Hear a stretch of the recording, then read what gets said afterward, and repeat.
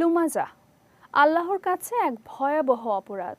আমাদের আশেপাশে এমন অনেক মানুষ আছেন যারা সরাসরি কাউকে তুচ্ছ তাচ্ছিল্য করে কথা বলে অপমান করতে পছন্দ করেন। পবিত্র কোরআনে আল্লাহ তাআলা এই মানুষগুলোকেই লুমাজা বলে উল্লেখ করেছেন।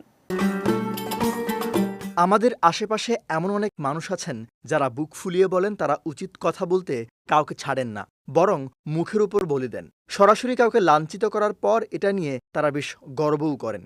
পবিত্র কোরআনে আল্লাহ তাআলা এই মানুষগুলোকেই লুমাজাহ বলে উল্লেখ করেছেন। এসব ঠোঁট কাটা স্বভাবের লোকদের সম্পর্কে মহান আল্লাহ তাআলা সূরা হুমাজার প্রথম আয়াতে বলেন, ওয়াইলুল্লিকুল্লি হুমাজাতিল লুমাজাহ, অর্থাৎ দুর্ভোগ প্রত্যেকের যে পশ্চাতে ও সম্মুখে লোকের নিন্দা করে। উক্ত আয়াতে উল্লিখিত হুমাজাহ হচ্ছে কারো পেছনে কথা বলা বা গীবত করা, আর লুমাজা হচ্ছে কাউকে সামনাসামনি দোষ ধরে অপমান করা।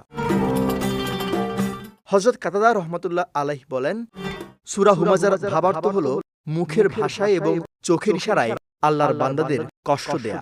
বর্তমান সমাজে গীবত এবং কাউকে তাচ্ছিল্য ভরে কোনো কিছু বলাটা মহামারী আকার ধারণ করেছে, অথচ মহান আল্লাহ তাআলা এই মানুষদেরকে পরিবর্তন হতে বলেছেন সূরা হুমাজাতে। নয়তো তাদের জন্য ভয়ঙ্কর শাস্তির কথা বলা হয়েছে, আর তা হল আল্লাহর প্রজ্বলিত হুতাশন, যা হৃদয়কে গ্রাস করবে, জ্বালিয়ে তাদেরকে ভস্ম করে দেবে, কিন্তু তারা মৃত্যুবরণ করবে না। প্রিয়নবী হযরত মুহাম্মদ সাল্লাল্লাহু আলাইহি ওয়াসাল্লামও লুমাজা সম্পর্কে একাধিক হাদিস বর্ণনা করেছেন। আবু হুরায়রা রাদিয়াল্লাহু তাআলা আনহু হতে বর্ণিত, তিনি বলেন, রাসূল সাল্লাল্লাহু আলাইহি ওয়াসাল্লাম ইরশাদ করেছেন, মুসলমান সেই ব্যক্তি যার জিহ্বা ও হাত থেকে অন্য মুসলমান নিরাপদ থাকে, আর মুমিন সেই ব্যক্তি যাকে মানুষ তাদের জান ও মাল সম্পর্কে সম্পূর্ণ নিরাপদ বলে মনে করে।